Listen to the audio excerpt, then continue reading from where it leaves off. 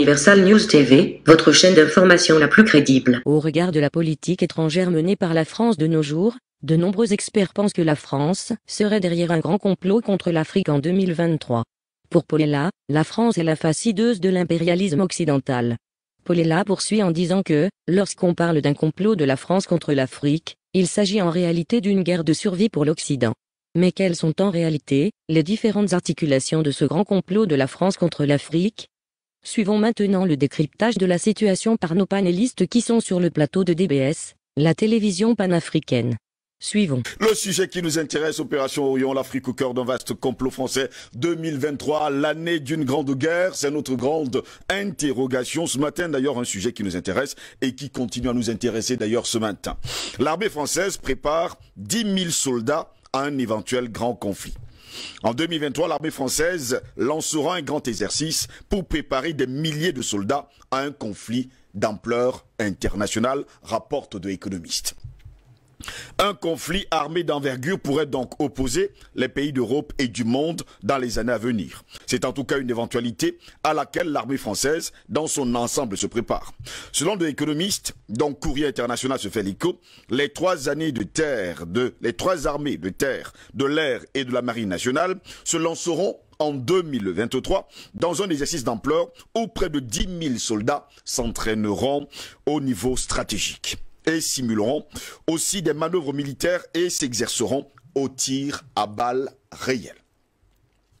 L'opération baptisée Orion est prévue pour 2023 en région Champagne-Ardenne sur les champs de Suippes, Mailly et Mourmelon. Il s'agira d'un exercice divisionnaire auquel des forces armées étrangères alliées prendront part. Des militaires belges ou américains sont notamment attendus dans cette grande bataille, pour ne pas dire dans ce grand entraînement. Un conflit armé d'une telle ampleur ne se prépare pas qu'au niveau logistique, nous apprend-on. La part du facteur humain est importante. Depuis janvier 2021, il faut le dire, l'état-major a chargé des groupes de travail d'étudier tous ces paramètres et notamment d'évaluer si les Français sont prêts. Oui, prêts à accepter un niveau de perte qu'ils n'ont jamais, ou alors ils déclarent, nous n'avons plus connu depuis la Seconde Guerre mondiale, indique d'ailleurs une source auprès du magazine The Economist. En outre, les analystes estiment qu'il va falloir moderniser l'armée française et recruter dans les années à venir. Le budget de la défense pour 2019-2025 a d'ailleurs été augmenté en conséquence. 50 milliards d'euros par an sur cette période, soit plus 46% par rapport à 2018. Où est-ce que la France prend cet argent quand on sait pertinemment aujourd'hui que la France est endettée à plus de 2500 milliards d'euros? Et pendant ce temps, que fait l'Afrique lorsqu'on parle de cette grande bataille d'envergure en 2023? Car tous les yeux sont rivés sur le continent africain. Lorsque des politiques français déclarent haut et fort qu'ils vont s'attendre à des pertes comme ils n'ont jamais vu depuis la Seconde Guerre mondiale, c'est pour dire que l'Afrique est bien visée, les nationalistes sont bien visés, les panafricanistes sont visés en premier parce que ce sont eux qui éveillent les consciences. Puisque la diplomatie n'a pas marché, puisque la ruse ne marche plus, eh bien, il faut aller de façon frontale affronter les Africains pour leur arracher leurs biens. HEM pour hypothèse d'engagement majeur, c'est l'acronyme utilisé pour désigner ce scénario catastrophe. J'ai bien dit HEM, hypothèse d'engagement majeur. C'est l'acronyme utilisé pour désigner ce scénario catastrophe auquel la France se prépare discrètement. Les groupes de travail estiment qu'il faudra une dizaine d'années aux troupes françaises pour être prêtes à combattre. À noter qu'aucun pays ennemi n'a été précisément jusque-là désigné. Mais les experts estiment que la Russie, la Turquie ou un pays d'Afrique du Nord, c'est ce qui est dit, on a bien dit, ou un pays d'Afrique du Nord, pour ne pas dire les pays de l'Afrique subsaharienne, les pays du Sahel et sans oublier les pays qui sont dans le golfe de Guinée, pourraient être l'adversaire de cet éventuel conflit État contre État. Voilà pourquoi nous nous interrogeons encore ce lundi 28 juin de l'an de grâce 2021. Opération Orion, l'Afrique au cœur d'un vaste complot français 2023, l'année d'une grande guerre, c'est notre grande interrogation. Paul est là, je vais me tourner vers vous. Je reviens sur le terme HEM, hypothèse d'engagement majeur. En tout cas pour les Français, jusqu'à preuve de contraire, ils sont prêts à accepter des pertes en vies humaines comparables justement à la Seconde Guerre mondiale, peut-être même plus. Alors, la France est en réalité, comme je l'ai souvent dit ici, tout simplement la face hideuse de l'impérialisme occidental, le garçon de course de l'hégémonisme américain.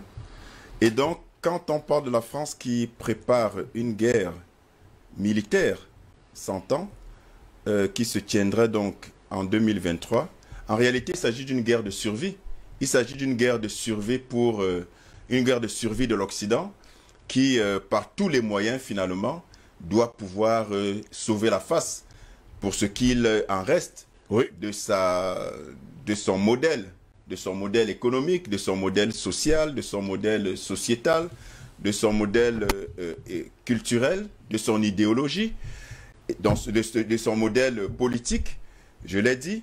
Et donc, à un certain moment, il est question de passer à la dernière étape, à la dernière phase.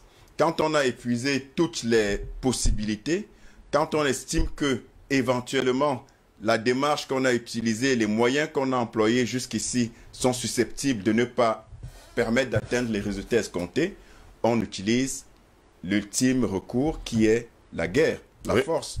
Et vous l'avez si bien dit, l'Afrique est l'objectif majeur. L'Afrique est le continent, la terre qui regorge de 60%, faut-il le rappeler, 60% au moins de toutes les ressources mondiales, du sol et du sous-sol. L'Afrique est considérée à juste titre comme étant le grenier du monde parce que les ressources agricoles abondent, affluent. L'Afrique est considérée comme le sous-sol qui peut garantir la survie du monde sur encore des centaines, voire des milliers d'années. Contrairement au catastrophisme démographique, que veulent nous faire entendre les sirènes de la peur, en nous faisant croire que plus on est nombreux, moins on aura des capacités et des possibilités de se nourrir, parce que les ressources seraient donc dans une progression arithmétique, pendant que l'humanité serait dans une progression exponentielle, ce qui est totalement faux, ce qui a été battu en brèche par de véritables économistes, contrairement à ce qu'ont voulu nous faire croire Thomas Robert Malthus et David Ricardo et les autres économistes qui, justement, présentaient ces thèses alarmistes-là. Alors, il se trouve que la véritable question, la véritable interrogation, c'est que fait l'Afrique? Où est l'Afrique? Parce que vous ne pouvez pas être la cible de prédateurs et vous contenter d'être distrait, de continuer de vivre normalement comme si de rien n'était. Il est juste inconcevable que les Africains continuent de se comporter comme s'il n'y avait pas de menace, comme si tout était tranquille et comme si la Providence allait continuer comme ça de nous amener vers de verts pâturages tranquillement et que le loup, dans la bergerie déjà, contemplerait juste les brebis ou alors userait de compassion pour l'épargner justement, les épargner, les brebis, d'être dévorées. Donc c'est à nous de prendre nos responsabilités et les responsabilités, à mon sens, ne participent pas d'une démarche ou d'une logique d'attentisme vis-à-vis d'un quelconque miracle qui viendrait de nos dirigeants.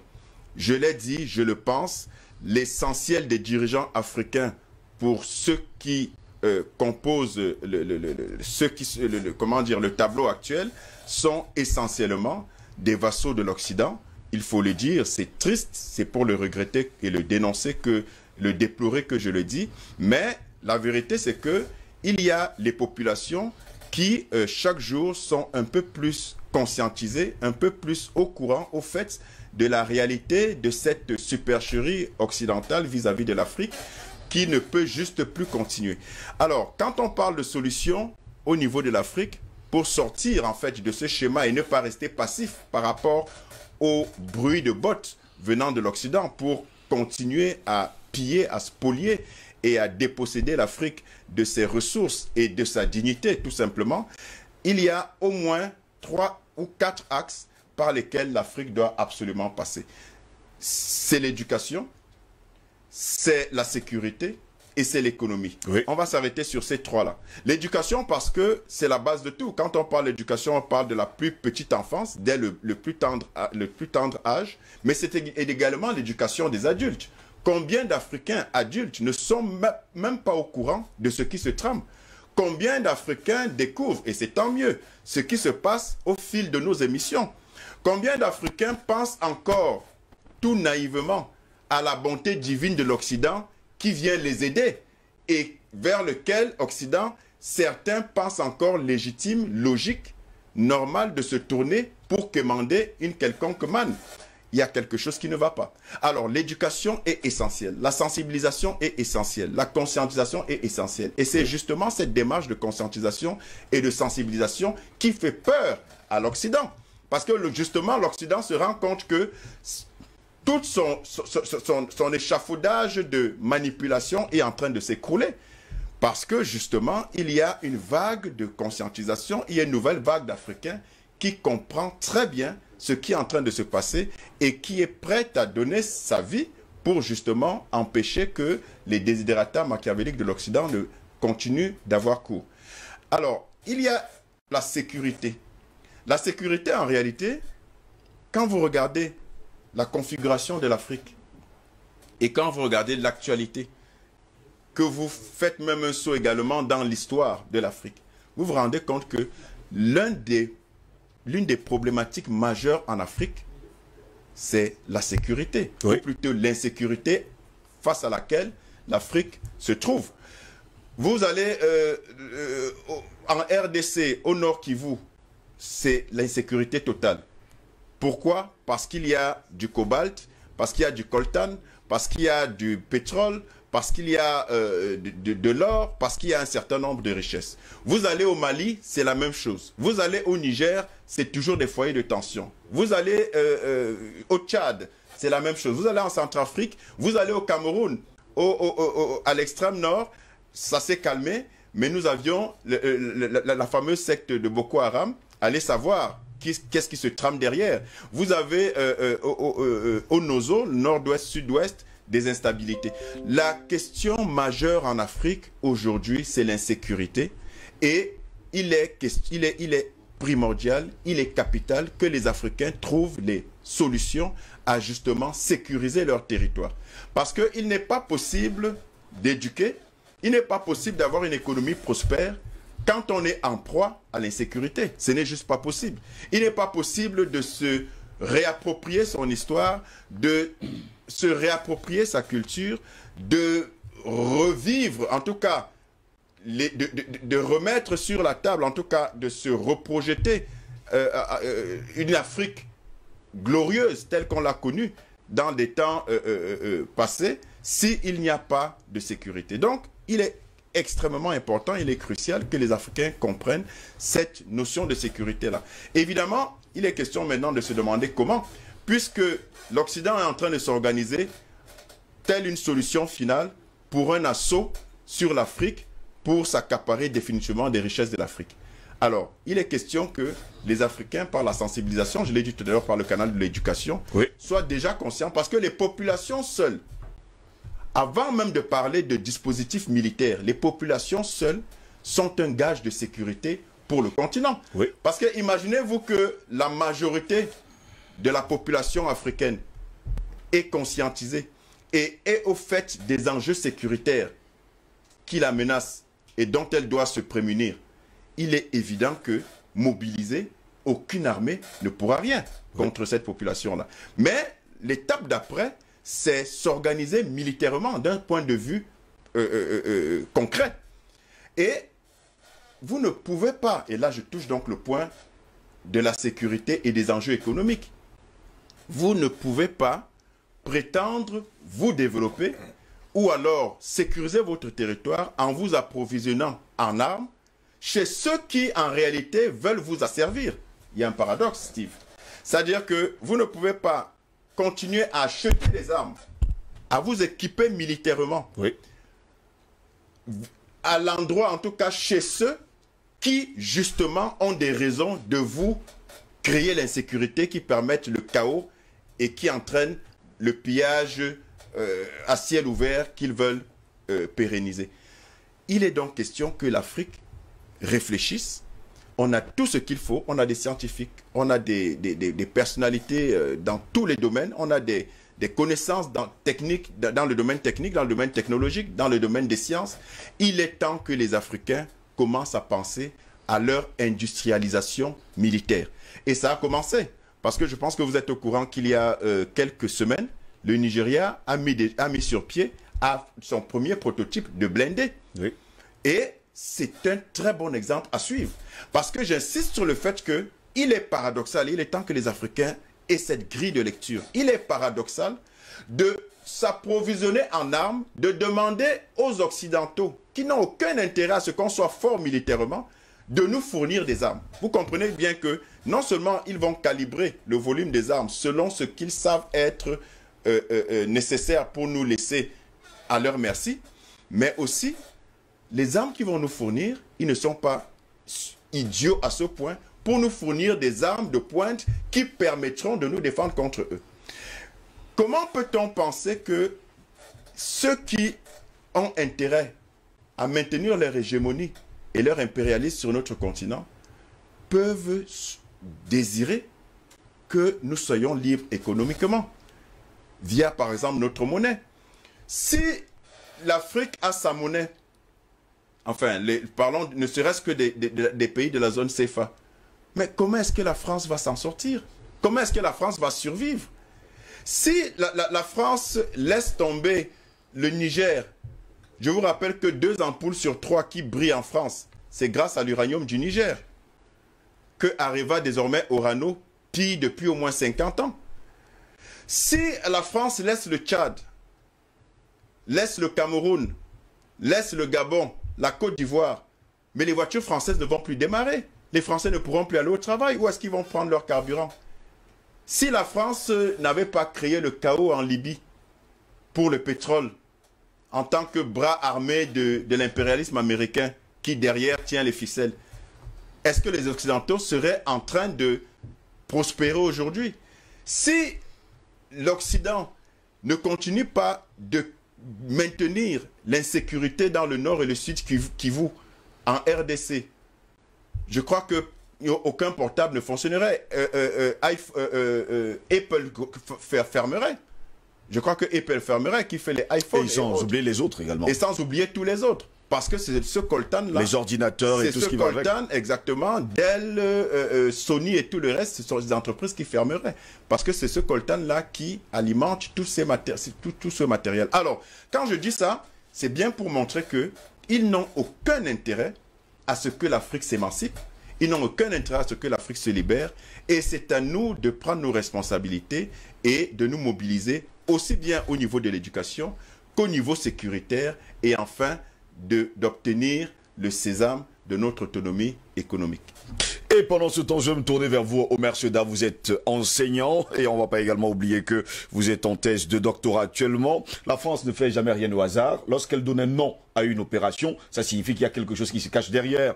Je prends le cas par exemple de l'opération Sangaris, c'est un papillon. Barkhane, c'est une dune de sable. Et cette fois-ci, on parle de Orion. Eh bien, Orion, dans la mythologie grecque, est un chasseur géant de la mythologie grecque réputé pour sa beauté et surtout pour sa violence. En fait, c'est pour nous faire comprendre aujourd'hui que cette opération Orion qui arrive, elle sera très violente. Votre question m'oblige à mettre un point d'honneur sur un point qui me tient à cœur. C'est de rappeler que nous sommes, nous, les enfants des esclaves, sommes des hommes de cœur. Et les peuples de France, ces peuples frères, ne sauraient être nos ennemis. Nous avons plutôt un problème personnel avec ceux qui nous traitent d'aboyeurs. Cette oligarchie française qui n'a que mépris pour le continent africain. Paul est là, me permet là de lui voler certains propos. Il a si bien dit, la France est la face hideuse de l'impérialisme occidental. La France est le garçon de course de l'hégémonisme américain. Mais alors? La pute de parking, comme l'a dit hier. Exactement. Faut faire attention quand même, les gars. Il n'y a pas à faire attention, c'est la vérité. Il n'y a pas à faire attention, c'est la stricte vérité. Je pourrais faire simple en posant la question simple. qui est réellement la France? Qui se cache derrière ce nom, ce pays qui est l'autre triste de tous les débats de maître à travers le monde? La France, c'est ce pays qui n'a pas de ressources, qui n'a pas de gisement de pétrole, mais c'est curieusement un pays qui détient des réserves d'or extraordinaires à travers le monde. Oui. Alors il faut bien se poser la question de savoir où est-ce qu'il puise toutes ces richesses. La France, c'est ce pays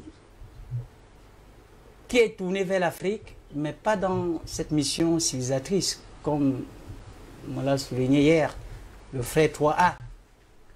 Mais cette France est en Afrique, justement, parce que la Banque centrale de France, nous avons là 15 États africains qui ont enfui, confisqué dans le trésor français 60% de leurs réserves. Ça veut simplement dire que la France est un pays radin. C'est un pays sensu, si vous me permettez l'expression. C'est un pays qui vit sur le dos de l'Afrique. La preuve, allez voir ou allez chercher à comprendre ce qui est arrivé à tous les présidents qui ont cherché à lever la tête contre cette monnaie de singe, le franc CFA. Ils ont été assassinés. Vachement, il faut bien utiliser cet adverbe, vachement assassinés. Lâchement. La France, c'est ce pays aux grands ailes. Ces présidents qui se baladent en Afrique, accueillis en grande pompe, oui, par des présidents, mais qui doivent tenir des discours humiliants, des discours d'imbécilisation vis-à-vis des présidents africains. Qui a pu dire que l'Afrique n'est pas entrée suffisamment dans l'histoire? Qui a pu dire que les Africains accouchent, on dirait, des porcs? Mais ce peuple de France est un peuple généreux, mais qui a la maladresse d'avoir à sa tête des hommes cyniques. Et ces hommes cyniques, depuis la conférence de Berlin, pour faire un détour dans l'histoire, ils ont, avec la complicité de leurs cousins mondialistes, choisi de faire de l'Afrique, ou du moins de balkaniser l'Afrique, de morceler l'Afrique, et la conférence de Berlin en elle-même qui a été déjà qualifiée de partage de l'Afrique. Mais l'Afrique serait tel un gâteau à se partager? Et cette France, pour donc s'assurer mathématiquement qu'elle aura la main mise sur toutes les ressources, quitte à assassiner vachement les leaders africains, panafricanistes bien entendu, va tout faire pour rentrer dans un scénario de manipulation diplomatique avec les puissances qui sont sorties de l'ombre, qui s'imposent de plus en plus sur le continent africain. Je veux parler de la Russie, je veux parler de la Turquie. Allez savoir ce qui se passe du côté de la RCA. Quand la Russie s'est imposée, du moins est venue en aide, est venue en soutien à ce pays qui, pratiquement depuis une cinquantaine d'années, ne vit que dans l'instabilité. Mais, curieusement, avec la présence des bases militaires françaises, aussi nombreuses soient-elles, vous avez parlé de l'opération Balkan, opération Sangaris, opération Serval. À quoi servent toutes ces opérations? On est là à parler de l'insécurité. Vous croyez forcément que les peuples d'Afrique sont des peuples haineux, des peuples de guerre? Non. L'insécurité qui a cours en Afrique est une insécurité voulue, orchestrée, alimentée, entretenue par Paris. Je l'ai tantôt dit. Allez voir là où il y a la pauvreté, il y aura plutôt la sécurité. Mais là où il y a des richesses, c'est l'insécurité totale. Ça pose un problème. Nous sommes obligés de faire une lecture de second degré. Comment pourrait-on se retrouver dans des espaces géographiques où nous avons une présence militaire française avec tout ce que cela suppose comme logistique? Nous leur concédons, nous leur concédons cet aspect. Ils ont cette haute technologie. Mais comment est-ce que c'est dans ces zones que l'insécurité est galopante? Ça veut simplement dire que au nom du coltan, au nom de l'uranium, au nom du pétrole, ça se tue à merveille, ça se tue à ciel ouvert, et la France ne lésine pas sur les moyens. L'opération Orion que nous annonçons pour 2023 n'est que la résultante d'un esprit machiavélique occidental, français particulièrement, qui s'est installé en Afrique avant même déjà les indépendances. Parce que, faut-il le rappeler, l'Afrique est la terre nourricière de l'Occident. Monsieur, il l'a dit. Si l'électricité, ça brille partout dans les rues de Paris, mais c'est justement parce que il y a l'obscurité quelque part. Si ça se mange à merveille à Marseille, à Bordeaux, c'est parce que quelque part il y en a qui crevent de faim. Si, en réalité, les gens peuvent permettre ou se permettre de supprimer les émissions de DBS, c'est parce qu'il y a le coltan, c'est parce qu'il y a des ressources qui permettent de faire fonctionner leur grande entreprise tout en avilisant, tout en imbécilisant, tout en narguant ceux-là même qui sont producteurs de ces richesses. Je sors en disant simplement que monsieur est là, ce brillant analyste, a tout dit. L'Afrique doit comprendre qu'il y a des enjeux nouveaux qui s'imposent, les enjeux de l'éducation. Tant que nous n'allons pas comprendre que ces bienfaiteurs qui ne sont autres que des mesquins, qui se présentent à nous comme, je vais dire, les thèmes de coopération, hein, vous me permettez, même s'il y a un peu trop d'émotion, de revenir là sur une image forte de ce digne fils d'Afrique, Thomas Sankara, lorsqu'il parlait d'encourager l'aide qui nous aidera à nous passer de l'aide. Vous comprenez que les gens viennent nous dire qu'ils viennent nous aider. Ah ouais, ils sont venus nous aider pendant la colonisation et les yeux fermés, en les rouvrant, nous n'avons plus de terre. Ils ont dit venir nous aider et du jour au lendemain, nous nous sommes retrouvés avec une monnaie de singe, mais qui fait la fierté de la Banque centrale. Ils ont dit qu'ils viendront nous aider, encore tout récemment, avec, vous parlez de quoi? Coronavirus.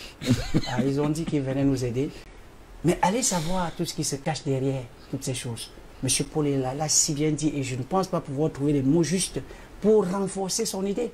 Mais je dis simplement que l'heure est venue que les Africains comprennent que l'école panafricaine devient une urgence absolue.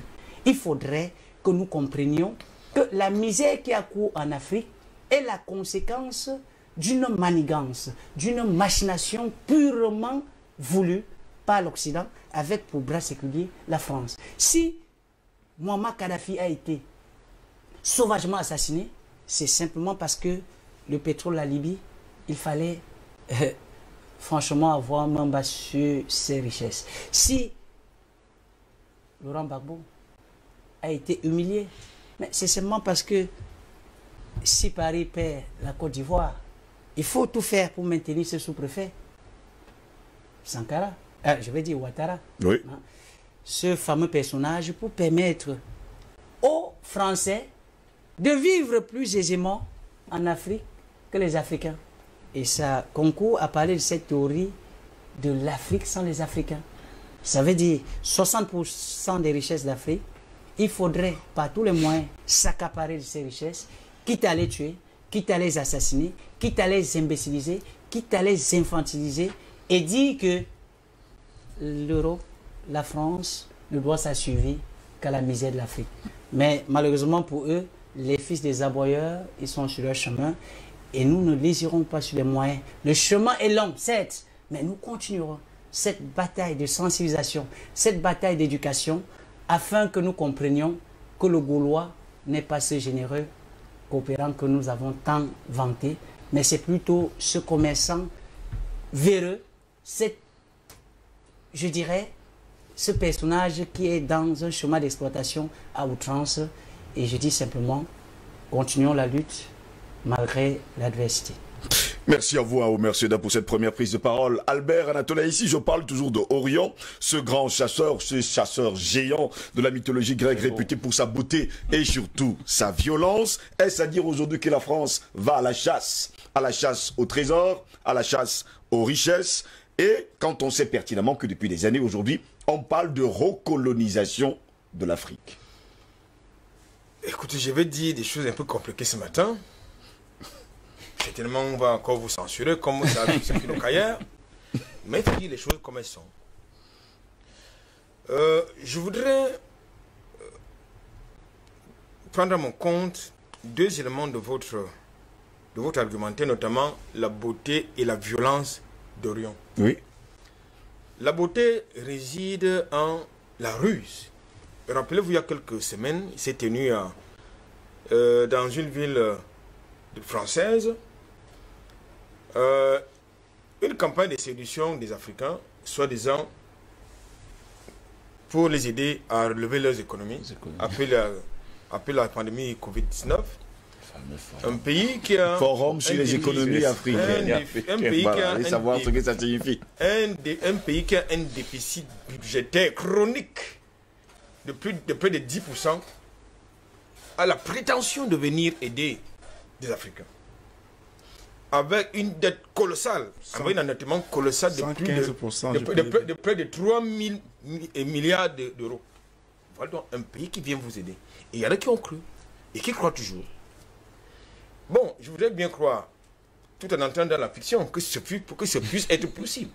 Bon, alors, est-ce que la Banque mondiale, le FMI, la France, le Club de Londres et consorts ont jamais donné quelque chose à quelqu'un pour rien?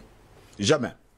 Je vous réponds tout de suite. Alors, ça c'est donc un peu la beauté d'Orion. Maintenant, puisque les nationalistes, les panafricains sont là pour leur dire, pour rappeler à ceux qui nous gouvernent que on n'a pas besoin de faire la manche, n'est-ce pas, à celui qui nous fait la manche, ça devient un problème.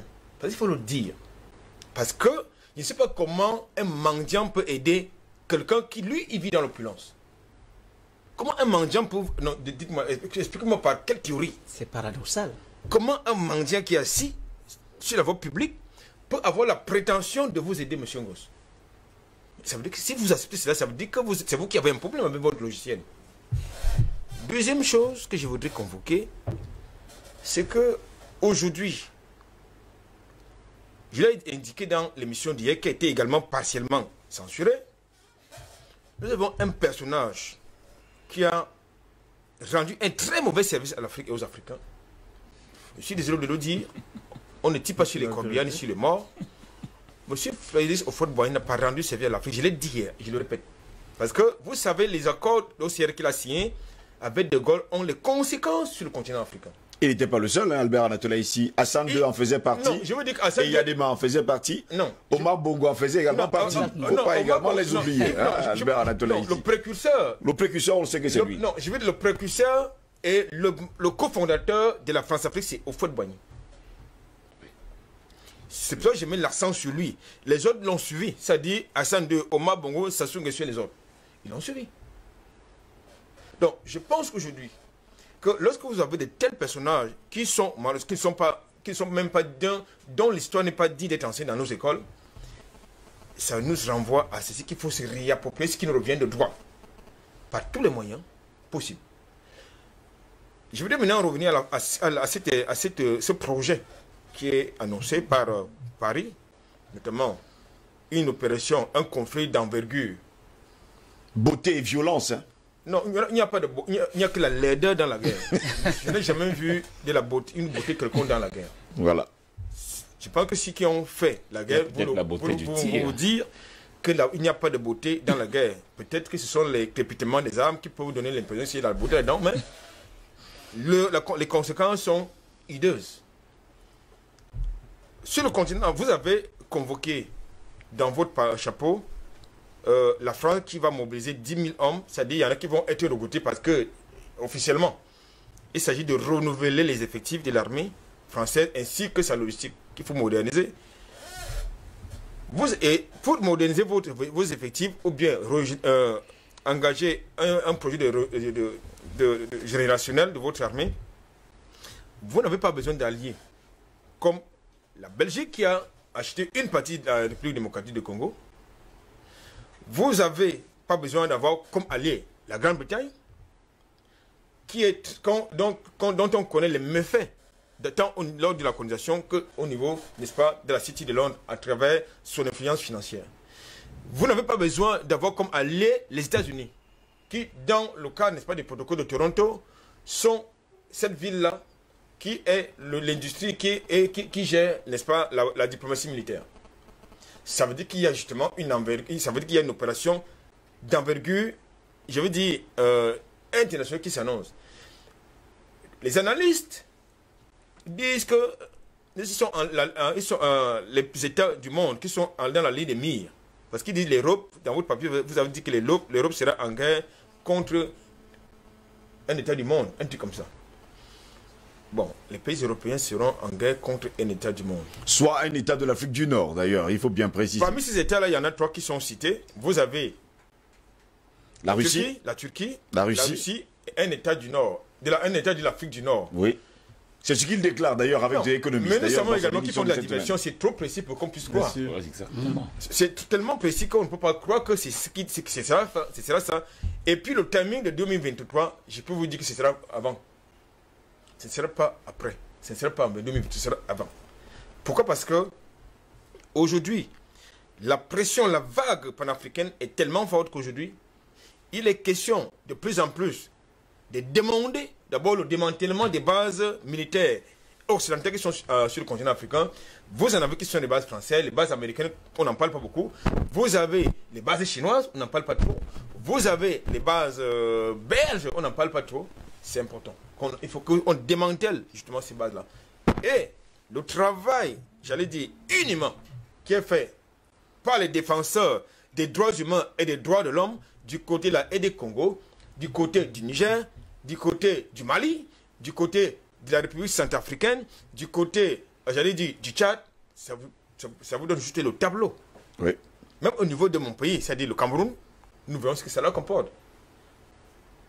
Bon, ce n'est pas anodin, il n'est pas anodin qu'on puisse retrouver des armes dans l'ambulance d'une ONG qui a vocation à porter assistance aux personnes dans les zones de guerre, notamment, pour ne pas le nommer, Reporters sans... Non. Médecins sans frontières. Médecins sans frontières, qui fait pression, une ONG qui fait pression à un gouvernement pour reprendre ses activités. Mais il faut le faire. Il n'y a que sur le continent africain qu'il paraît trop de choses pour exister. C'est-à-dire une ONG qui fait pression et qui est accusée, n'est-ce pas, d'intelligence avec les terroristes dont les activités ont été suspendues sur notre territoire, qui fait pression au gouvernement pour reprendre ses activités. Il faut le faire. Il faut vraiment, il faut le faire. Et quand il faut faire ces choses, il faut être vraiment très très audacieux. Et ce n'est pas de l'audace qui manque justement aux Français et à leurs alliés. Puisqu'ils savent que les Africains, ils peuvent bien parler, mais ils ne feront jamais rien. Ces peuples n'ont pas de mémoire historique, mais ils s'appuient là-dessus. Nous en avons. Malheureusement pour eux, nous en avons la mémoire historique pour laquelle je convoque les événements historiques, les actes historiques qui ont été posés par certains de nos ancêtres, c'est-à-dire au premier chef Félix Houphouët-Boigny qui a signé avec De Gaulle les accords OCRS qui consacrent l'exploitation exclusive et indéterminée du Sahel par la France. C'est-à-dire que Paris a la liberté de venir au Niger, polluer l'environnement, tuer les enfants nigériens, prendre l'uranium pour aller faire tourner, n'est-ce pas, ces centrales nucléaires, faire fonctionner son économie. La Belgique peut venir en aide du Congo, exploiter avec les Américains, parce qu'il faut aussi citer cela, bien sûr. Aller justement en aide du Congo, dans les gisements, n'est-ce pas, d'or, de pétrole, d'uranium, mines, d'uranium et consorts, polluer l'environnement, tuer s'il le faut, que les terres, qu'il y ait des éboulements de terrain sur les nourrissons, les femmes enceintes, ce n'est pas leur problème, mais ils sont les défenseurs universels des droits de l'homme et des droits humains. Ce n'est pas leur problème. Et je voudrais quand même vous dire que pour le cas de la RD Congo, vous avez, n'est-ce pas, des pistes d'atterrissage qui se trouvent à l'intérieur d'une forêt dense, où les avions atterrissent et décollent, hein, à l'intérieur desquels se retrouvent de l'or et du pétrole. Voilà donc. Alors moi je pense que quand nous avons placé ce tableau, ce qui, à mon sens, est essentiel et fondamental, c'est que disaient les Africains. Je ne veux pas parler des dirigeants parce que, comme j'ai l'habitude de le dire, il y a des luttes qui n'intéressent ni les dirigeants, ni ceux qui en profitent, n'est-ce pas, les endroits comme vous les appelez. Il s'agit là, ce sont les peuples qui souffrent. et qui en paie le prix.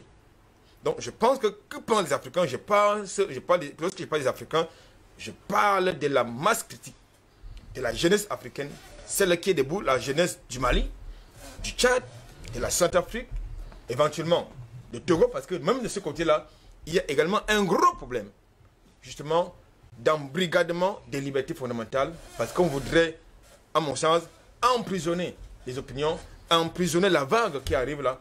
Je pense emprisonner les jeunes, hein, il faut pas bien le préciser, parce qu'au Togo, il y a ce qu'on appelle l'interdiction de manifester. Vous avez une interdiction totale et entière de manifester, sinon vous allez en prison. Je pense à la jeunesse sénégalaise, parce qu'il faut le dire. Parce qu'ils ont mis leur sous-préfet aux affaires, ils ont le droit d'avoir signé leur deal entre eux, mais dès lors qu'il s'agit de nos États qui ne sont pas la propriété des dirigeants, ça pose un problème. Ils ont cru en Macky Sall au départ, hein, Albert Anatola, ici, malheureusement, il n'y croit plus. Non, je pense qu'aujourd'hui, ce qu'il faut faire, pour à commencer à engager un certain nombre de réflexions quant aux solutions appropriées, la première chose à faire, c'est d'abord démanteler les bases militaires qui sont sur le continent africain, parce que vous ne pouvez pas lutter avec quelqu'un alors qu'il est présent sur votre territoire.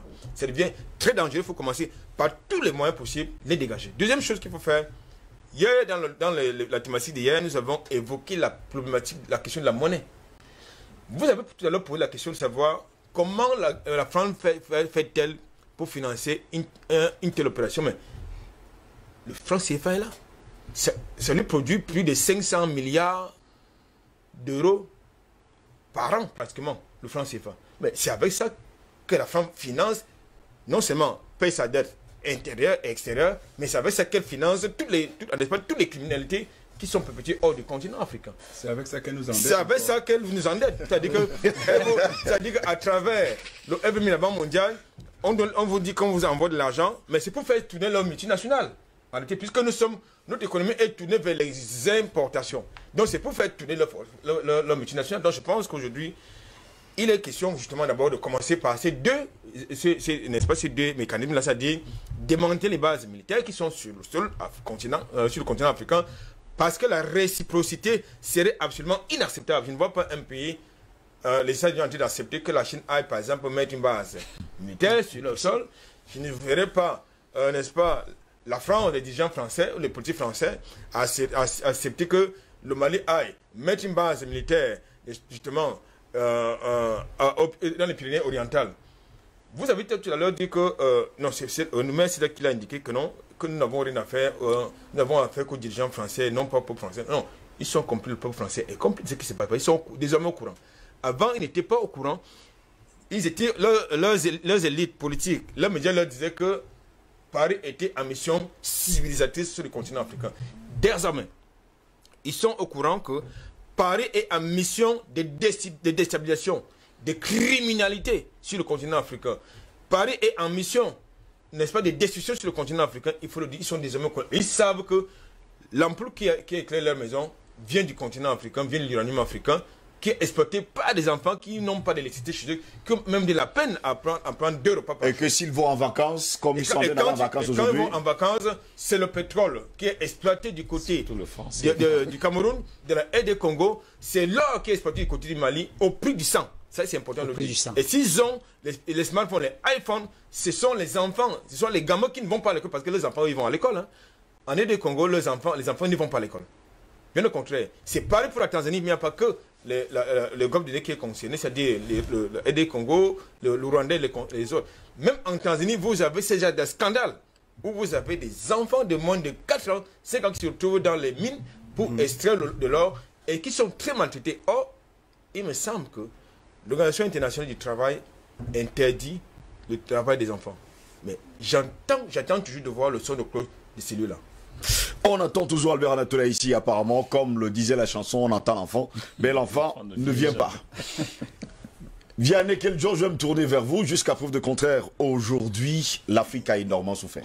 L'Afrique a souffert de tous les maux, souffert de toutes les maladies, souffert, on l'a dit, de toutes les guerres et de tous les conflits.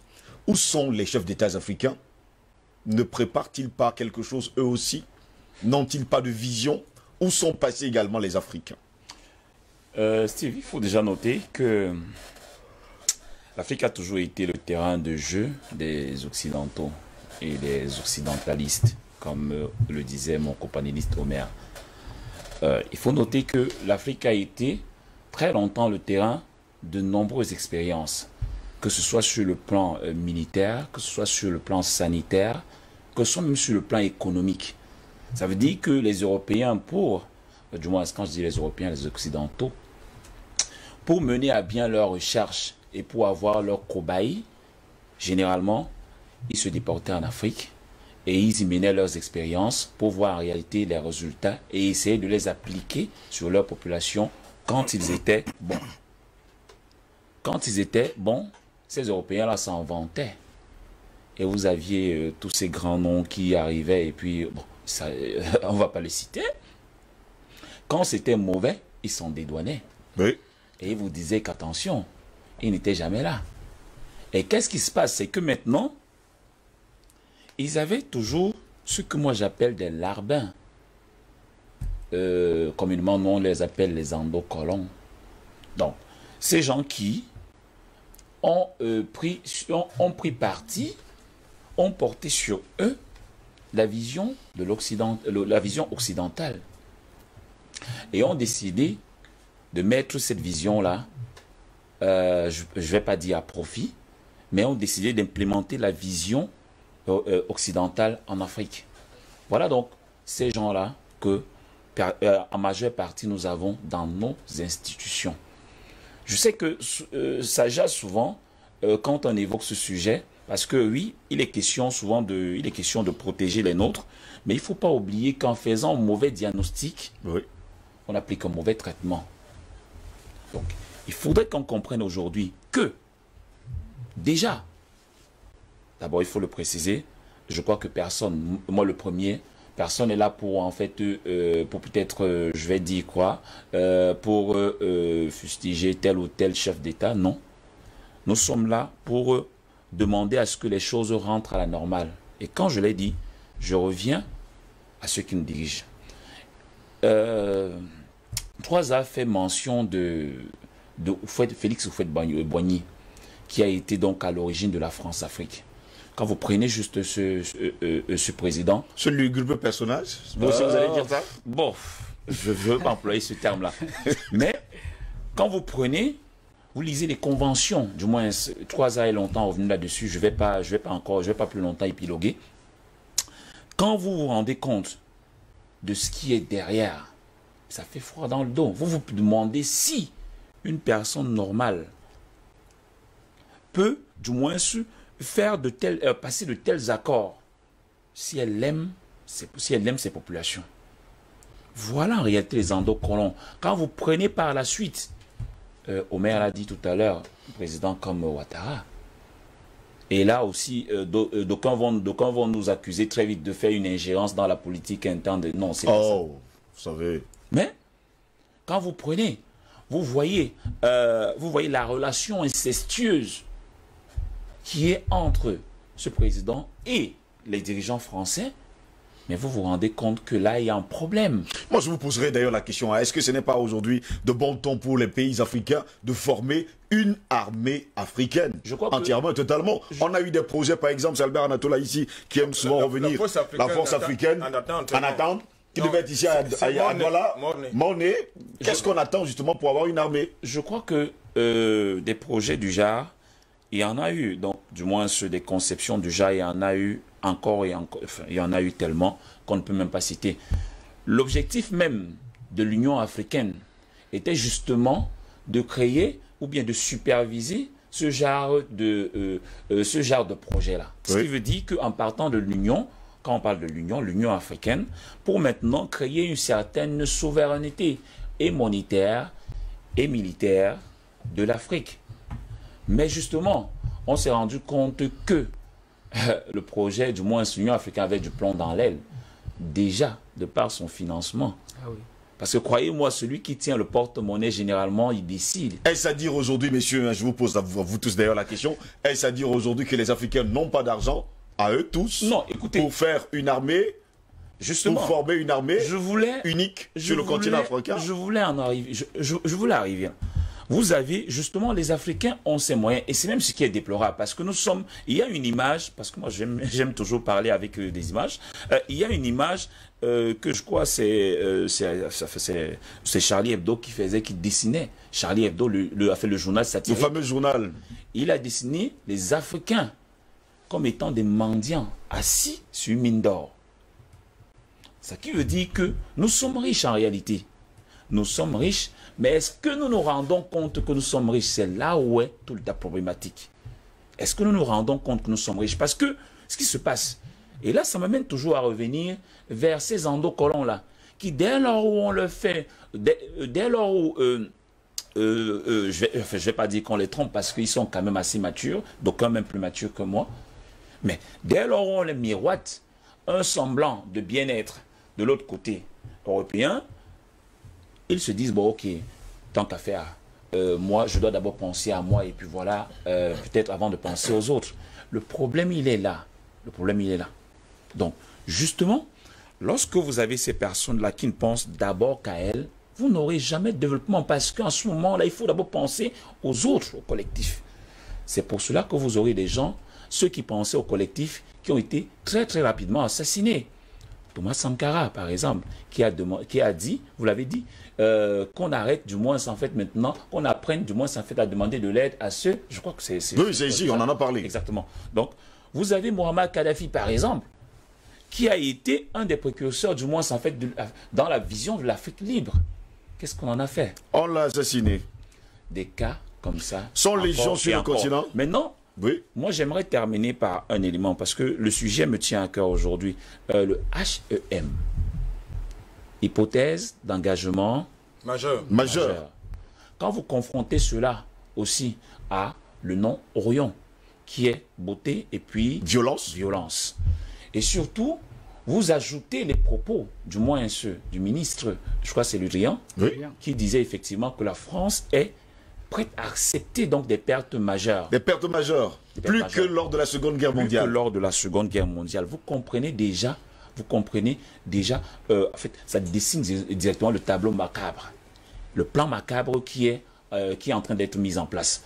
Vous comprenez justement, derrière donc a fait l'hypothèse, parce que l'hypothèse est une simulation. L'engagement, quand vous avez l'armée, quand l'armée va, du moins ça fait rentre au front, on dit engager le combat. C'est un engagement. Oui. Voilà.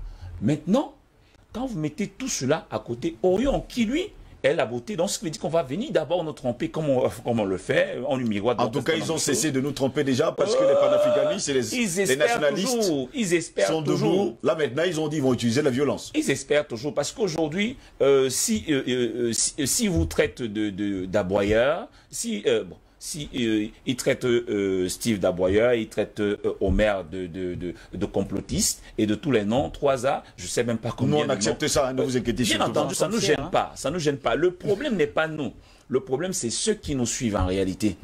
Est-ce qu'eux aussi ils auront la maturité nécessaire pour comprendre qu'en réalité, maintenant, c'est plutôt le félin, qui est en train donc de se confronter maintenant en proie. C'est ça la question. Donc, je termine en disant ceci. Si le peuple africain ne se rend pas compte de ce qui est en train de se dessiner, parce que justement aujourd'hui, on a, bien que d'aucuns peuvent critiquer la Russie et dire ce qu'ils veulent, mais en réalité, les pertes majeures dont ils parlent, c'est parce que ça va se jouer ici sur le terrain africain, et comme les Africains sont maintenant en train de diversifier leurs relations, ils se disent donc effectivement que les relations africaines, qui pèsent déjà à peu près, les Français du moins seront confrontés à ces relations-là, et bien entendu, ça va causer des pertes majeures dans leur rang. Voilà pourquoi ils se disent, ils sont prêts à accepter, en d'autres termes, ils sont prêts à affronter qui la Chine, qui la Turquie pour l'Afrique. Merci beaucoup, Vianney. Quel jour, monsieur, je vous pose la question à tous en deux minutes avant de commencer à lire les messages de nos téléspectateurs. Ce matin, Albert Latola ici voulait justement réagir rapidement. Qu'est-ce que les Africains, d'ailleurs les États africains attendent pour former une armée? Est-ce l'argent qui manque pour 54 États africains, ou alors c'est parce que au sein même justement de cette organisation, il y aura des divisions parce que certains travailleront pour l'Occident? Non, disons, c'est à la fois cela, c'est pas à la fois c'est pas cela. J'explique.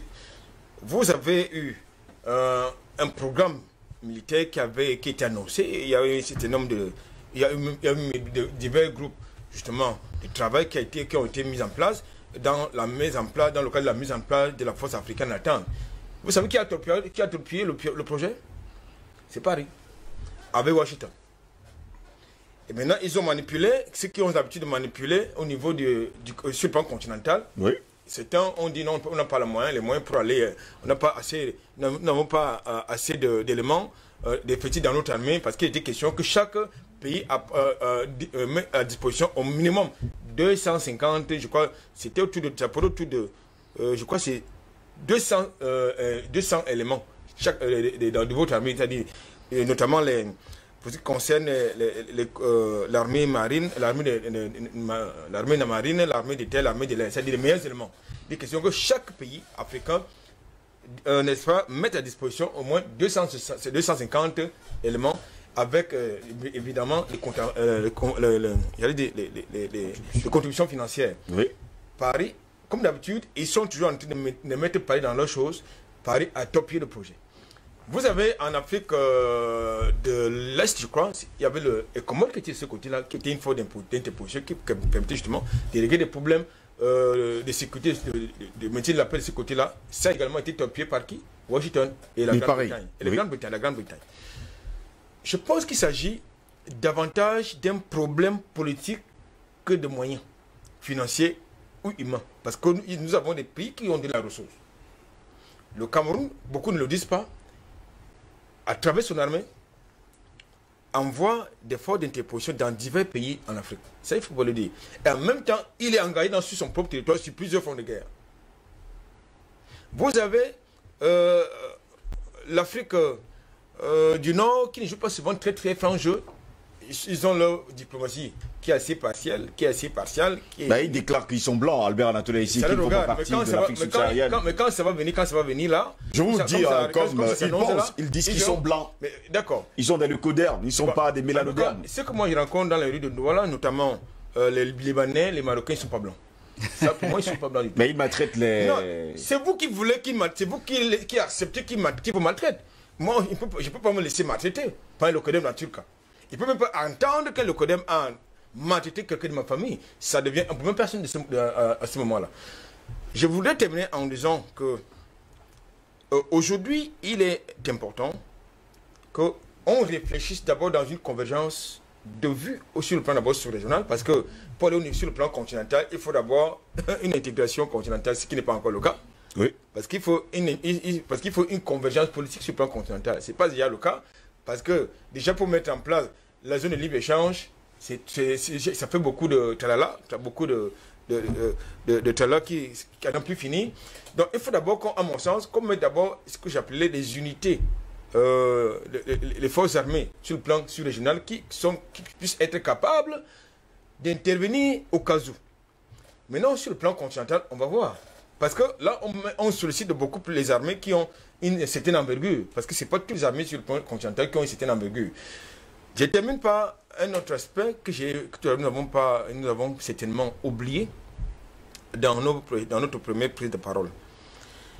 Il est fondamental que les Africains sachent, en tout cas ceux qui sont du côté de Paris ou ailleurs, que le projet de Paris va impliquer davantage les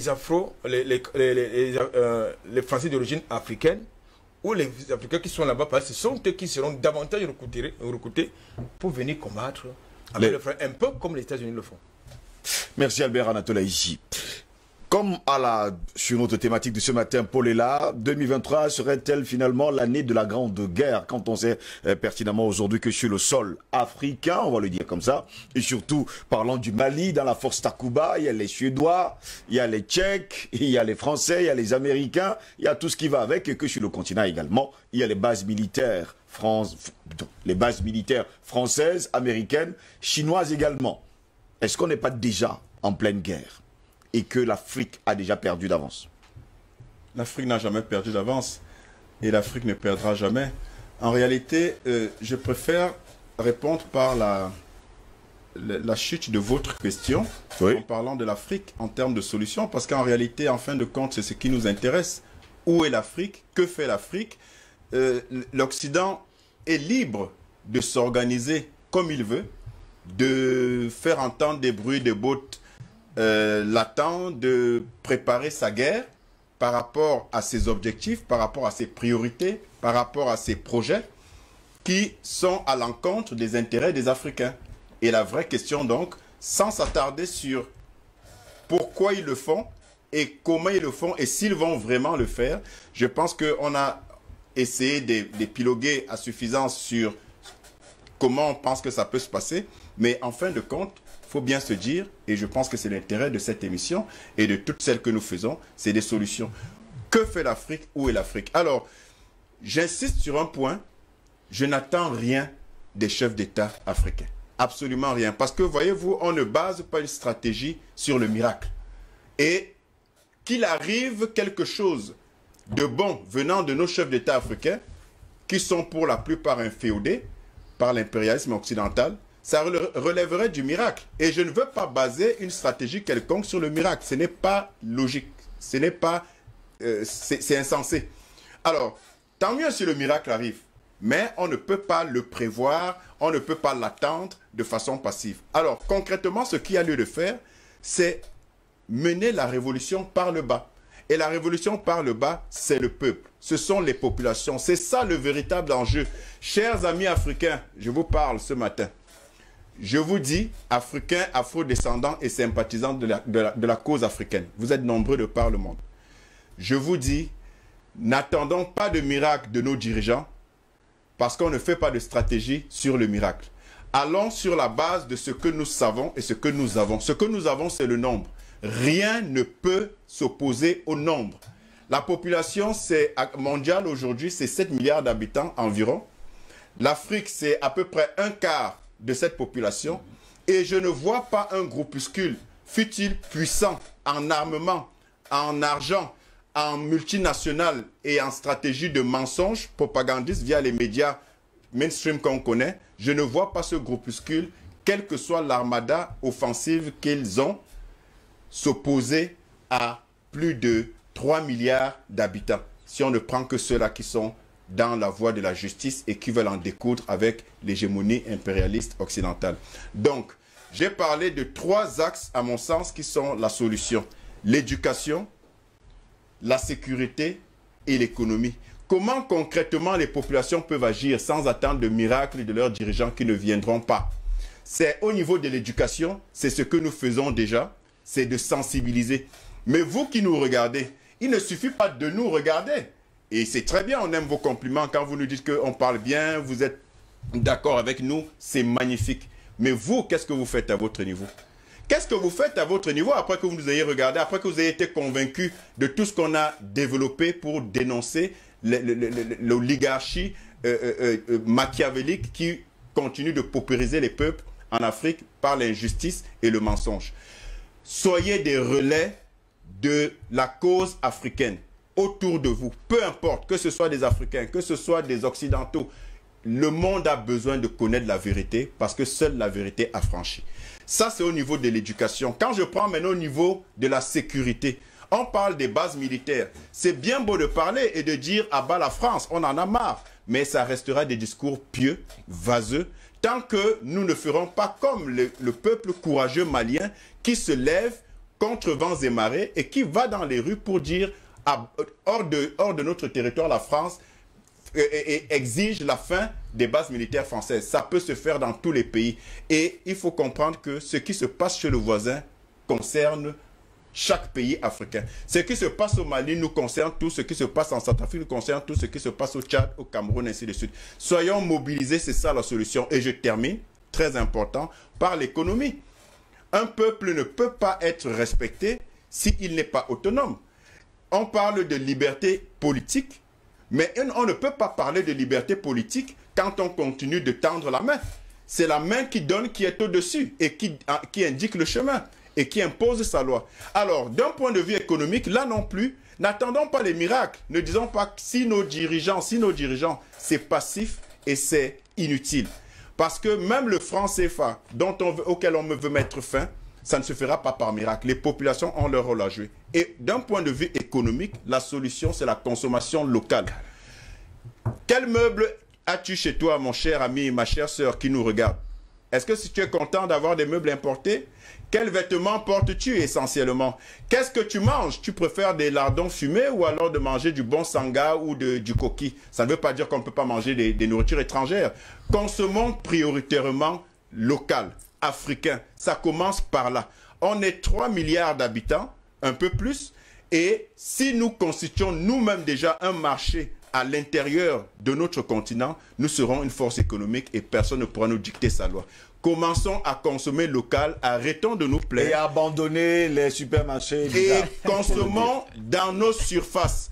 Et encourageons, arrêtons de dire ce qui se fait en Afrique n'est pas bien fait. Vraiment, c'est un complexe qui a été imposé par la lobotomisation des cerveaux qui a suffisamment colonisé nos esprits. Consommons local, éduquons-nous et faisons entendre nos voix en tant que peuple. C'est ça la solution. C'est la révolution par le bas qui peut nous inspirer le changement, pas autre chose.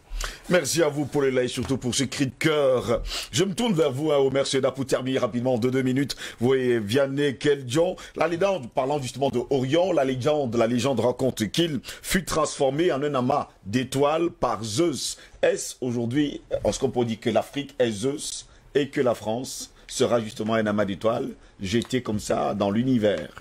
Je ne pense pas là, parce que je vais rester sur ce ton d'espoir et ce son d'espoir, parce que Paul Elama a arraché un large sourire, parce que le combat que nous menons n'est pas un combat vain. Vous allez me permettre, je vais peut-être pas fuir votre question, mais revenez sur ce que vous avez posé au préalable. À 3 heures. L'Afrique a-t-elle les moyens de pouvoir constituer une armée? Mais dis donc, je voudrais paraître ridicule, mais je dirais toujours, l'Afrique n'est pas le continent le plus riche. L'Afrique, c'est la richesse elle-même. L'Afrique, c'est un scandale géologique.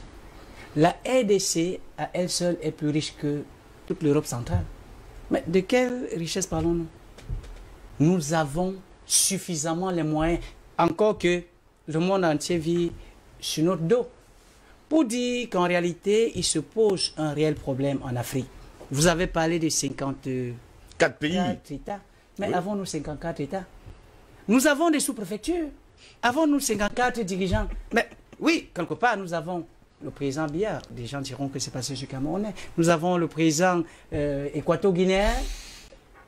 Qui est silencieux depuis un moment de temps déjà. Pardonnez-moi de le dire, de faire dire la remarque. Mais nous avons à côté de ces dirigeants des sous-préfets. Est-ce que la tâche doit être facile? Non. Je vais donc dire que l'une des premières missions que nous avons, c'est déjà de tuer cette Union africaine, qui en réalité est un bras séculier de l'impérialisme occidental. C'est tout. Allons voir tous les sommets de l'UA. Il ne s'agit là que des balades de santé. Les gens vont se balader. Ils ont les conférentiels à l'interne. Exactement. En interne. Exactement. Est-ce qu'il est donc possible de construire une force continentale avec un organisme inféodé par l'Occident? Non. Il est donc temps que nous comprenions que les axes que Paul Ela a énumérés... qui doit d'ailleurs dissoudre l'Union africaine? Monsieur, rapidement sur la question. La conférence des chefs d'État peut se tenir et ils décident de dissoudre la Si un temps soit peu signe, bon, vous déclarez qu'ils ne sont pas les chefs d'État, les chefs d'État sur lesquels personne ne compte. Finalement, qui peut dissoudre l'Union africaine, messieurs? Steve, qui peut dissoudre l'Union africaine? Oui. Mais allons voir ce qui se passe au Mali. Le sursaut. Ce n'est que le peuple. Il y a un sursaut panafricain. Mais vous croyez que c'est par gaieté de cœur que je vais vivre dans l'obscurité, tandis que à Paris, les ampoules qui brillent là proviennent des richesses qui sont... À Versailles, la lumière, il y a la lumière 24 sur 24. Je dis, l'Afrique doit procéder à un sursaut d'orgueil. Un sursaut patriotique. Un sursaut patriotique. Et surtout continental. Je chute en disant, parce que là, Paul est là, les gens trouveront. Moi, je suis toujours de ceux qui disent l'Afrique est la mère de l'humanité. Moi, je suis en veste. La veste, c'est pas un habillement occidental. Hein. Il faudrait bien que les Européens comprennent cela. Parce que les gens qui nous écoutent ont tendance à dire, ben, nous nous comportons comme... Non, c'est nous qui avons l'Afrique et la veste est née en Égypte. Tout le monde le sait. Il faut bien qu'il le sache. Bon, je vais me tourner vers vous, hein. Yannick Keldion. On va vous secouer la tête, ça va pourquoi? Tout de suite. Non, tout de suite. Moi, j'ai envie de dire, vous n'avez pas besoin de poser la question parce que directement, je vais juste reprendre ce que M. Polela a dit. Oui. Il dit, je réitère une chose. Nous ne pouvons rien attendre de nos chefs d'État qui sont en majorité inféodés. le seul élément, c'est la révolution par le bas. Consommons local. Et je réitère, consommons local. Donnons la force à nos producteurs maintenant. Donnons la force à nos entrepreneurs d'avoir donc cette capacité économique de produire encore, parce qu'en ce moment-là, nous pourrons échanger entre nous, nous aurons notre porte-monnaie qui est fort, et en ce moment-là, nous dirons à l'Union africaine que désormais, vous ne serez plus financé par l'extérieur. Nous allons vous financer nous-mêmes. Exactement. Merci messieurs, permettez-moi de lire les messages de nos téléspectateurs ce matin, ils sont assez nombreux, plusieurs m'ont écrit inbox pour me dire « Ah, vous savez, vous ne lisez pas nos messages ». Je vais lire tous vos messages d'ailleurs, en espérant qu'en quelques 15 minutes je pourrai les lire. Bonjour le panel, ils n'ont qu'à préparer toute leur population pour cette guerre, ils nous trouveront avec les mains nues. Nous allons défendre notre continent, que ces endocolons prennent conscience et nous rejoignent pour le combat. Ahmed qui nous écrit depuis Benghazi ce matin.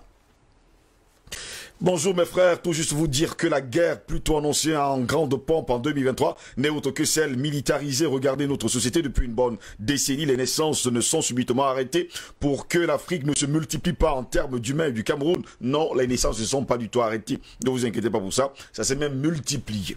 Pour le cas du Cameroun, c'est 5,2. Thème d'humain et surtout le Cameroun en particulier pour dire que tout est programmé dans nos régions et dans chaque région il y a des grandes gènes, si ce n'est de plonger les jeunes garçons dans la drogue et les jeunes filles aussi, et en plus de les masculiniser ou encore féminiser ces jeunes garçons pour avoir une société qui n'est plus constituée d'une famille comme nous l'avons depuis la nuit des temps. C'est d'un socle familial, autant pour moi. Merci à vous également, mais cette personne s'appelle Singon Diang. Charlotte, oui, c'est une fidèle téléspectatrice qui nous a d'ailleurs écrit hier. Bonjour Steve DBS et bonjour à tous les panélistes. L'année dernière, Emmanuel Macron, lors de son interview accordée à Jeune Afrique, a déclaré ceci: l'Afrique est l'avenir de la France. Fin de citation. N'est-ce pas dans le sillage de que la France entraîne 10 000 soldats pour cette guerre à partir de 2023? Cette fois-ci, les autres puissances vont se laisser faire, ou bien c'est un complot international. Les présidents africains n'ont qu'à prendre leurs responsabilités dès à présent et non de se cacher en tout cas dans leur... Bon, je ne sais pas ce qu'il dit, de se cacher dans leur tour en organisant des élections frauduleuses et se maintenir au pouvoir et laisser leur population dans une pauvreté ambiante. C'est Amiran Yao Emmanuel à Tabiglo, au Togo, qui nous a écrit ce matin.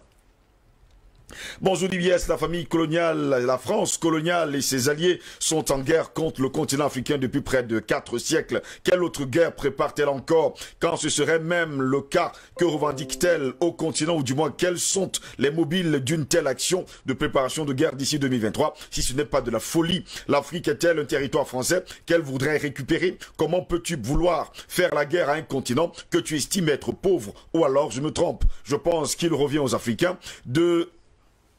Là, le message est assez long, de prendre davantage conscience du danger que représente la France coloniale, ses endocolons ainsi ses alliés, ainsi que ses alliés, afin d'entrer véritablement en guerre contre les ennemis, cet ennemi qui constitue pour le continent africain un véritable poison sous toutes ses formes. La France coloniale devient de plus en plus folle à cause du combat panafricaniste qui l'a tourmenté et qui la tourmente encore tout en lui faisant perdre du terrain dans ce qu'elle estime être son précaré. La France verra bientôt ce qu'elle veut voir dans ce combat qu'elle a engagé depuis des lustres sur le continent. Depuis, vive le panafricanisme, vive l'Afrique, abat la France coloniale et ses alliés, au diable les endocolons. C'est Bekada qui nous écrit depuis Yaoundé, la capitale du Cameroun, ce matin.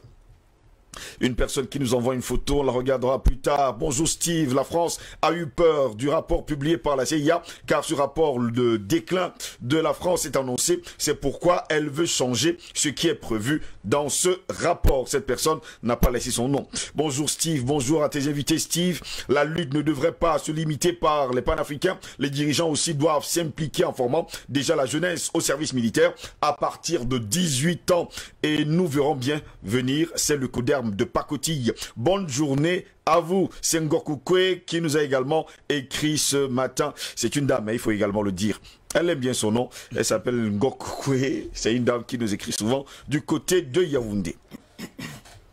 Allons-y avec un autre message rapidement, toujours des photos, on les regardera. Bonne journée à vous également. La personne nous a envoyé une très belle fleur. Merci à vous également pour ce bonjour.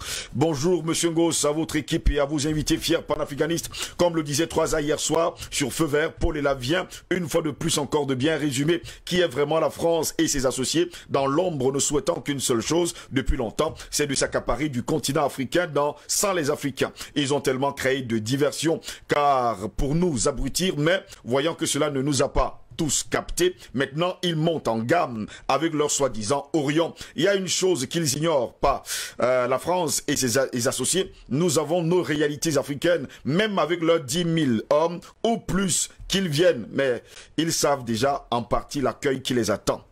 Afrique debout, c'est Bandapa, eh bien, qui était en vacances du côté du Sénégal, qui insiste, qui s'appelle Bandapa. Et voilà, il nous écrit, depuis la France ce matin, il est rentré du Sénégal. Il a fait un tour d'ailleurs du côté du Mali, il a fait le tour au Niger, le mec, il a voyagé. Bonjour monsieur, je suis monsieur Barry Alomé, juste pour vous remercier pour tout ce que vous faites pour l'Afrique. Merci à vous également, monsieur Barry, depuis Lomé au Togo. Bonjour, je m'appelle Mathieu Diarra, je suis un Malien vivant en France. La France fait du bluff, il n'y a rien qui va ici. C'est un pays qui est au bord d'une guerre civile et c'est inévitable. Ben voilà, toute l'histoire d'après un adage, c'est ce qu'il voulait dire, celui qui sème le vent récolte la tempête. Merci à vous également. Et d'ailleurs, hier, Cotis nous en a parlé. Il a dit que le pays est au bord de la guerre civile, donc ils ne peuvent absolument rien. Bonjour mon cher Ngos, bonjour le panel, bonjour le Cameroun, Steve. Il faut être naïf de ne pas se rendre compte de ce complot macabre de la France contre l'Afrique, la déportation de Gbagbo et de Blé Goudé, la mort récente de Idriss Déby, pour ne citer que cela, dit plus. Mais soyez rassurés, chers panafricains, la victoire de Gbagbo pour l'Occident illustre bien l'échec de cette ultime opération occidentale en Afrique, parce que nous avons et nous aurons toujours l'éternel des armées avec nous. Oh les cœurs, on y va. C'est Bouérouin qui nous écrit depuis le Ghana ce matin. Bonjour monsieur Steve, Orient, un ou des chasseurs géants qui se dirigent vers l'Afrique en 2023, l'année où on serait réellement indépendant, puisque cette fois-ci, la France va nous sentir. Laissez-les venir. Cosmos qui nous écrit depuis le Bénin ce matin. Les gars sont prêts, en tout cas, il faut le dire également. Grâce à vos émissions, je comprends mieux comment fonctionne le monde. Sur le plan de l'éducation, je suggère que nos gouvernants revoient les programmes d'enseignement à tous les niveaux et qui aura pour base le néo-panafricanisme. Bravo à vous et sachez que Dieu est toujours du côté de la vérité. Cette personne nous écrit depuis Libreville, au Gabon.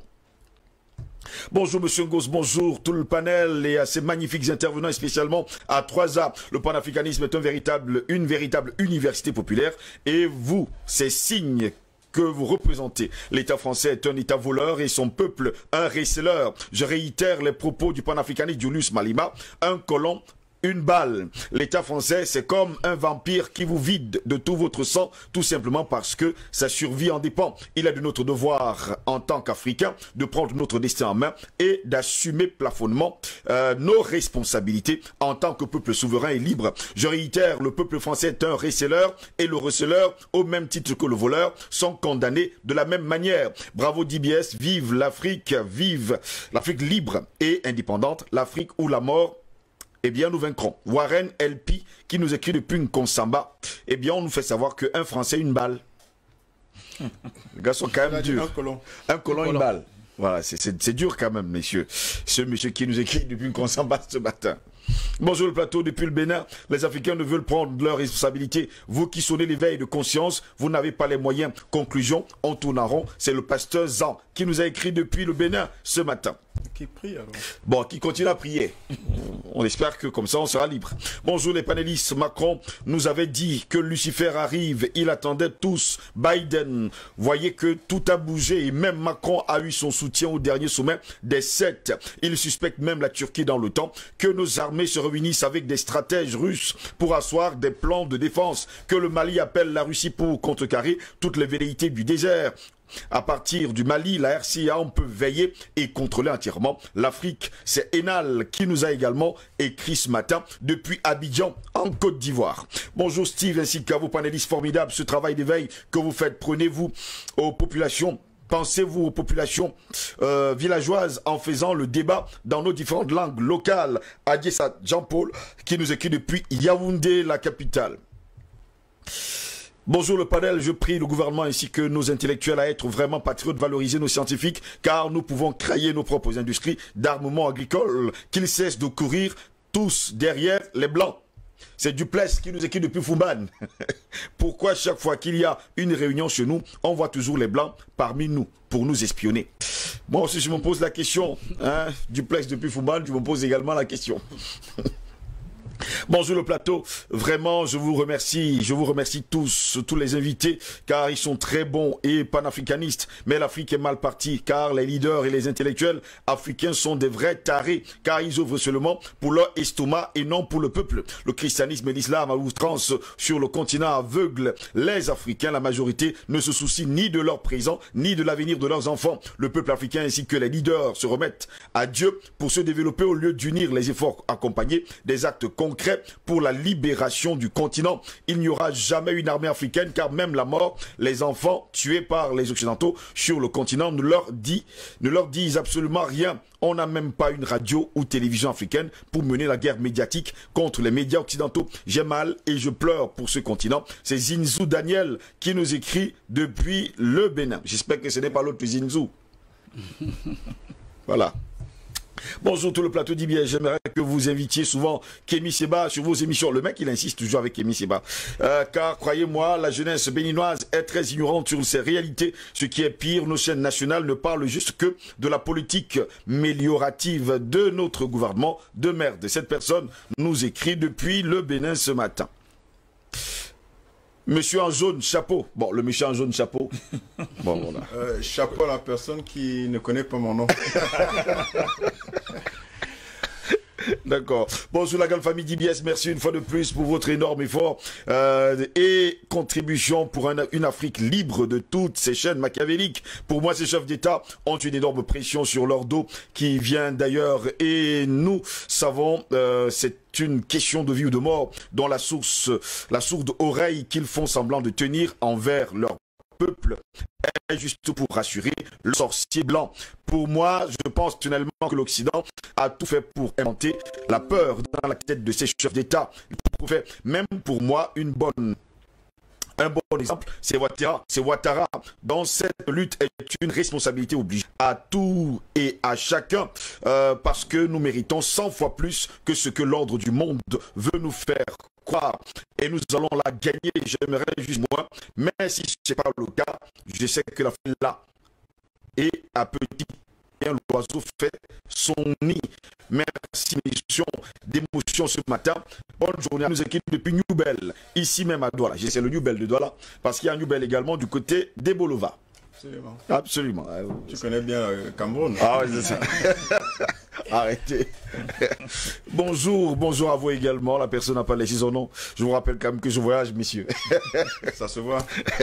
Bonjour, j'ai des larmes aux yeux lorsque vous nous expliquez, mes frères bien-aimés. Moi, tout ce que je peux dire, c'est l'Afrique qui est déjà en guerre, et ça depuis longtemps. Pourquoi la France, l'Amérique et autres ont des bases militaires en Afrique? Quel est le pays africain qui a une base militaire en Europe? En passant, nous, Camerounais, n'allons prendre d'exemple sur Ouattara comme un président qui travaille pour la France. Voilà notre papou, son excellence Paul Biya. Lui, il est un Français à la peau noire. Cordialement, Arthur, fils d'Edea, 22 ans depuis à Cotonou, au Bénin. Ça, c'est ce que vous dites. Hein. Depuis 22 ans, vous êtes à Cotonou, au Bénin. Vous n'avez qu'à venir voir ici. Pour mieux parler, en tout cas. Vous également. La conclusion de M. Paul est là.